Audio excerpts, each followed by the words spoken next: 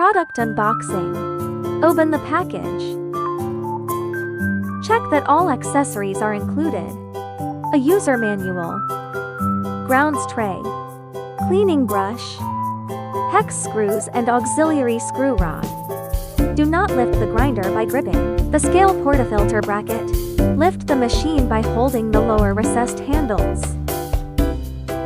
Product installation. A Phillips screwdriver is required. Remove the grinder mounting screws. Align the bean hopper holes with the screw holes on the machine body. Tighten the screws.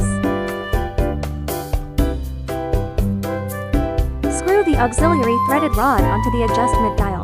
For easy adjustment of grind size, put the ground tray. Power on the machine for use.